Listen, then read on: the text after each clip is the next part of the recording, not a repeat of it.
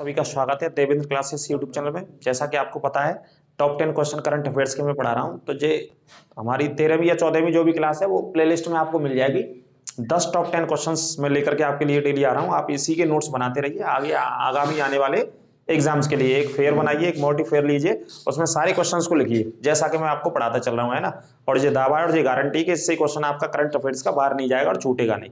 आगामी आने वाले दिल्ली पुलिस का हो, यूपी पुलिस का हो या कोई भी एग्जाम हो, ठीक है भैया। तो देखो आराम से प्रेम ते अंत तक बने रहो क्लास में और बढ़िया बढ़िया क्वेश्चन छांट के लाऊं। तो सेना अध्यक्ष की बात कर रहे हैं मनोज पांडे। कौन है आर्मी के चीफ इस समय? मनोज पांडे जी हैं, जनरल मनोज पांडे। वो 2 दिन की यात्रा पर कौन से देश में गए? 2 दिन की यात्रा पर बांग्लादेश में गए वो, ठीक है। तो ये वाला पॉइंट नोट कर लेना।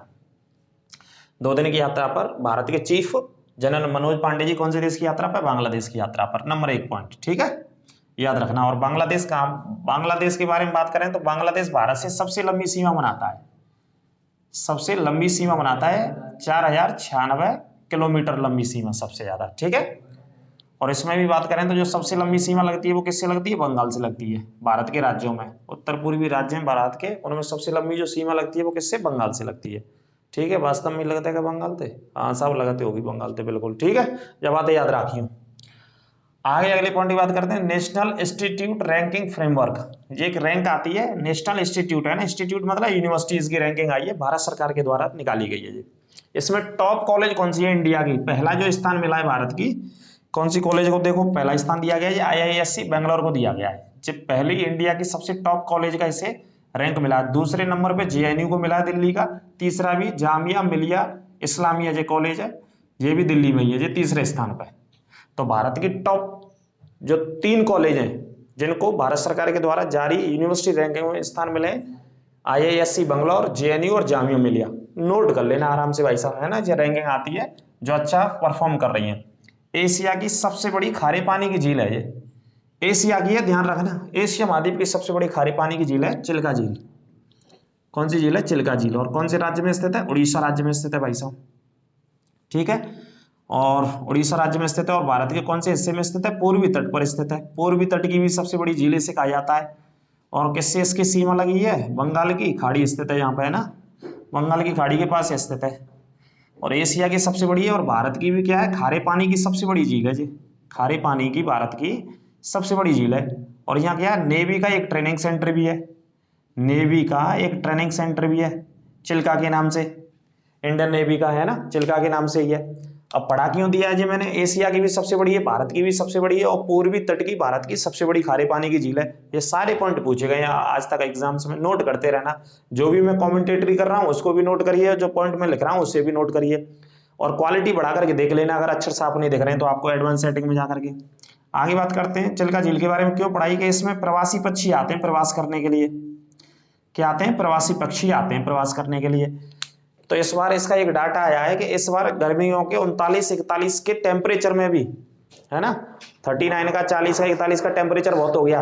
इतने तापमान में भी जो प्रवासी पक्षी आते हैं सर्दियों के समय में वो इधर ही रह गए और अभी हाल फिलहाल चिल्का झील में ही रह रहे हैं वो पक्षी। कहने का मतलब वापस नहीं गए अपने देशों में। और कहां से आते हैं? वो कैस्पियन सागर से आते हैं, जो सबसे बड़ी झील है दुनिया की, मध्य एशिया में स्थित है, एशिया महाद्वीप में।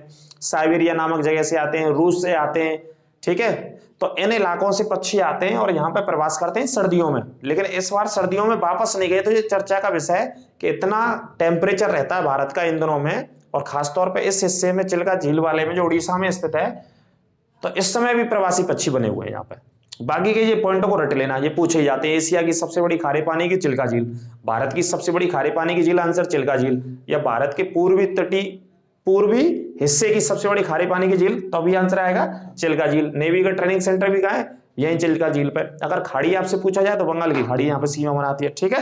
ये पॉइंट याद रखना। आगे अगला पॉइंट है कालबुर्गी हवाई अड्डे की बात कर रहे हैं जी, बंगलोर में। कहाँ पे स्थित है जी? बंगलोर में। तो कालबुर्गी हवाई अड्डे पे अभी हाल ही में एक व्यवस्था शुरू हुई है, नाइट लैंडिंग की शुरू हो गई है। इससे पहले नाइट लैंडिंग नहीं थी, मतलब इस एयरपोर्ट पे, इस हवाई अड्डे पर रात में जहाज ना उतर सकते, लेकिन अब ये सुविधा शुरू हो गई है, ठीक है। तो नाइट लैंडिंग की वजह से ये चर्चा में कालबुर्गी वाला एयरपोर्ट, इस बात को याद रखना। अगला इंपॉर्टेंट पॉइंट है वाटर प्लस सर्टिफिकेशन वाला, लिख लेना, वेरी वेरी इंपॉर्टेंट। करंट के इस तरीके के क्वेश्चन वेरी इंपॉर्टेंट रहते हैं। भारत का पहला शहर बना है इंदौर, कौन सा भारत का ये पहला शहर बना है? इंदौर बना है। कौन सी सर्टिफिकेट को लेने वाला है ये? Water plus certification. इसका मतलब है कि इंदौर शहर आप जानते हैं सबसे स्वच्छ तो है ही भारत का। लगातार जो भारत की स्वच्छ भारत की रैंकिंग आती है उसमें इंदौर भारत का सबसे साफ शहर है लगातार 3-4 साल से। इसके अलावा इंदौर के अंदर क्या है? जलाशय या तालाब, ठीक है, जलाशय या तालाब, इनका भी बहुत अच्छे से वहां की सरकार या वहां के जो लोकल प्रशासन है वो रख रखाव कर रहा है और साफ सुथरा रखता है इनको। इन्हीं आधार पर, इसी आधार पर इंदौर को पहला वाटर प्लस सर्टिफिकेशन वाला शहर सरकार के द्वारा दिया गया है, सर्टिफिकेशन दिया गया है। तो इंदौर याद रखना, ठीक है। ड्रोन से, ड्रोन आसमान में चलता है, ये कैमरा होता है। ड्रोन से निगरानी करने वाला पहला राज्य केरल बना है। अपने लोगों की सुरक्षा के लिए या आसपास के लोगों की सुरक्षा के लिए अपना जो भी हिस्सा है, केरल क्या है? दक्षिण भारत का अंतिम राज्य है। तो ड्रोन से निगरानी करने के लिए पहला राज्य बन गया है, जो केरल बन गया है भारत में, ठीक है। इस पॉइंट को भी याद रखना।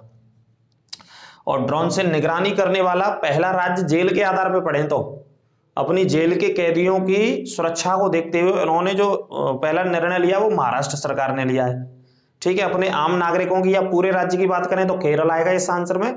यदि जेल के अंदर बात करें कि जेलों में ड्रोन की व्यवस्था को किसने स्थापित कर दिया भारत में पहली बार, तो उत्तर आएगा महाराष्ट्र राज्य, ठीक है। दोनों पॉइंट याद रखना। त्रिपुरा राज्य है जिसकी राजधानी क्या है? अगरतला।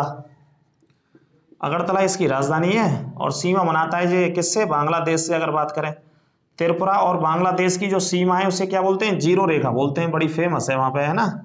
बीएसएफ वगैरह के लोग रहते हैं यहाँ पे सिक्योरिटी के लिए।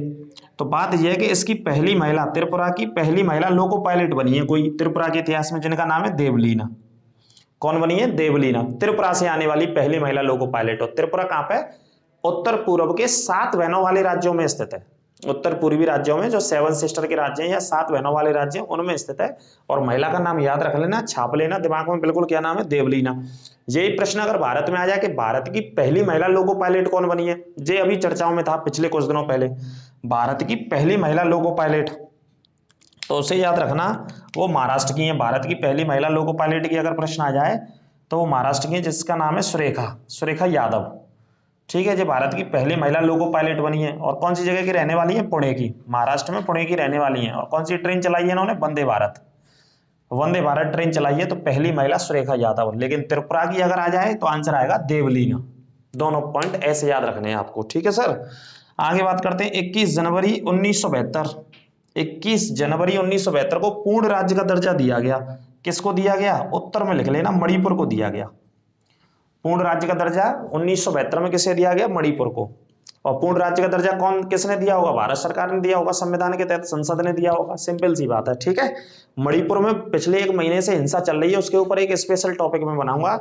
मणिपुर से जितने भी प्रश्न पूछे जाते हैं, जितनी भी सीमाएं हैं उसकी, जैसे आसाम से लग रही है, नागालैंड से लग रही है, मिजोरम से लग रही है, ठीक है, म्यांमार से सीमा लग रही है मणिपुर की, तो इनके विषय में भी बात करूंगा। और विवाद क्या है, वहां पे बहुत सारे लोग मारे गए, इंडियन आर्मी तैनात है वहां पे, और उपद्रवियों में गोली मारने के आदेश भी दे रखे हैं। अगर कोई थोड़ा उदम करेगा डायरेक्ट गोली मारी जाएगी, है ना, शूट कर दिया जाएगा। तो बड़े हालात खराब है मणिपुर के अंदर। क्या उसका इशू है, क्या वजह है, क्या कारण है उसके, वो मैं आपको एक स्पेशल टॉपिक में बताऊंगा। उसे अच्छे से आप अध्ययन करने और पॉइंटों को लिख लेंगे, और जितने भी जीएस के पॉइंट हो सकते हैं वो भी बताएंगे।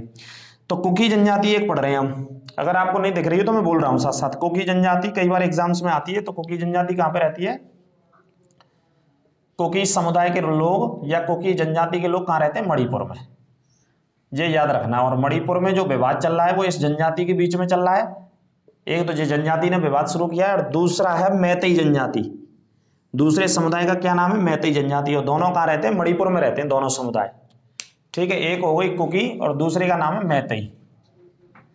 ये समुदाय भी कहाँ रहता है? मणिपुर में ही रहता है, ठीक है।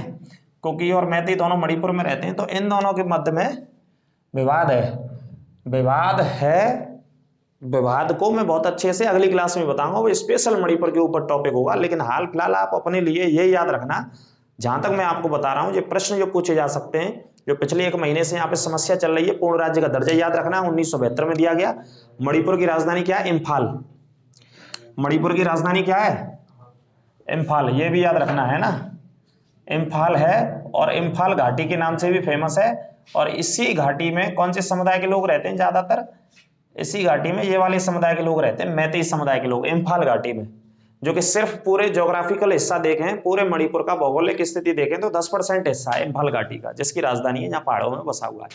इसी 10% हिस्से में कौन से समुदाय के लोग रहते हैं? मैतेई। 10% हिस्सा है भैया इनको, हिंदू हैं जे, वैसे धर्म के आधार पर कोई है हिंदू मैतेई लोग, ठीक है। और 10% हिस्सा में रहते हैं इम्फाल घाटी में, लेकिन जनसंख्या सबसे ज्यादा है इनकी मणिपुर में, 53% या 54% है टोटल पॉपुलेशन। मणिपुर की जितनी पॉपुलेशन है उसमें से 54% लोग जो हैं, और 10% हिस्सा इन्हें दे रखा हो, तो जीव कहा है भैया इनके संग नाइंसाफी कर रखी है। बहुत सारे कानून है, जगह ना खरीद सकत, पहाड़न में संपत्ति ना बना सकते, जीव कानून बना रखे हैं, जबकि स्थानीय निवासी जही है यहाँ के, है ना। लेकिन ये मानते हैं कि ये लोग जो कुकी लोग हैं या नागा लोग हैं जो दूसरे देश से आ गए म्यांमार थे, और म्यांमार से आके इन्हें यहाँ क्या कर रखा है? अतिक्रमण कर दिया जबरदस्ती, और जगहों को, पहाड़ों की जगहों को घेर लिया है। तो ये भी एक इशू है। लेकिन हाल फिलहाल जो 1 साल से हिंसा चल, माफ कीजिए 1 महीने से जो हिंसा चल रही है मणिपुर में, जो लोग आपस में मारे जा रहे हैं एक दूसरे समुदाय के, वो चल रही है कि इस समुदाय को एक हाईकोर्ट का ऑर्डर आया था, मणिपुर उच्च न्यायालय का ऑर्डर आया, 10 साल पुराना एक ऑर्डर था, उसे लागू करने के लिए सरकार से कहा। किसके लिए कहा? मैतेई को, कि भाई जो ऑर्डर है तुम लागू करो जी। हाईकोर्ट ने कही मणिपुर के ने। अब ऑर्डर में कहा कि मैतेई जो समुदाय है इसको एसटी का दर्जा देना था, उसमें अनुसूचित जनजाति का दर्जा देना था। जय बात है लेके आप सही में कुकी जनजाति और मैतेई लोगों ने कहा है आमना सामना, और वो एक दूसरे के घरों को जला रहे हैं, एक दूसरे लोगों को मार रहे हैं बुरी तरीके से, गाड़ियों को जला रहे हैं, रोडों को ब्लॉक कर दिया है। तो बहुत बड़ी पैमाने पर क्या फैल गई है, यहाँ पे हिंसा फैल गई है। इसे मैं आगे लेक्चर में बताऊंगा, पर थोड़ा सा मैंने आपको बता दो क्यों चल रहा है। लेकिन यहाँ तक मैं बता रहा हूँ, उम्मीद है मुझे एग्जाम में अगर पूछा जाएगा आपसे पुलिस जैसी या किसी दिल्ली पुलिस जैसी एग्जाम में, तो वो जनजाति याद रखना जिनमें विद्रोह शुरू हुआ, वो मैंने इसी में बता दिया। मैतेई और कुकी जनजाति दोनों मणिपुर की है। मणिपुर कब हिस्सा बना? तो 1972 में। मणिपुर की राजधानी क्या है? तो इम्फाल मणिपुर की राजधानी है। और मणिपुर भारत में कहाँ स्थित है? तो मणिपुर स्थित है भारत में उत्तर पूर्वी राज्यों में, 7 सिस्टर वाले राज्यों में। और इसकी जो सीमा लगी है नीचे वाले हिस्से से, यहाँ से सबसे ज्यादा घुसपैठी आते हैं हमारे मणिपुर में, वो म्यांमार से सीमा लगी है। कौन से देश से? म्यांमार से। तो म्यांमार में हमेशा कभी ना कभी तख्ता पलट होता रहता है, तो वहाँ के परेशान आत्माएं तो आ जाते हैं इंडिया में। तो वहाँ कोई ऐसे कानून ना है, माँ के वे घर बना लेते, पहाड़न में मन चाह रह लेते, जगह न लेके, है ना। वहाँ कोई के भैया सुन भैया तो ना, तो परेशान रहते दूसरे आदमी। इस वजह से ये समस्या यहाँ पर खड़ी हो गई है। विस्तार से अगली क्लास में बताएंगे। तो ये टॉप 10 क्वेश्चंस थे। यदि आप चैनल पर नए हैं तो चैनल को सब्सक्राइब करें, और बाकी की जो नोट्स बनाते रहे आप। इसी से आपको लगभग, मैंने अभी तक जितनी क्लास पढ़ाई है प्लेलिस्ट में, आप करंट अफेयर्स की में जाएंगे तो लगभग 120 से 130 क्वेश्चन अभी तक करंट अफेयर्स के में पढ़ा चुका हूं। जो मोस्ट सिलेक्टेड क्वेश्चंस हैं, इधर से उधर से पढ़ने की बजाय आप इन्हीं को नोट करते रहिए एक नोट्स में, है ना। और यही आगामी आने वाली आपके लिए परीक्षाओं में काम आएंगे। तो अगली क्लास में फिर मिलेंगे आपसे, तब तक सुरक्षित रहिए, खुश रहिए और मस्त रहिए। ठीक है, नमस्कार।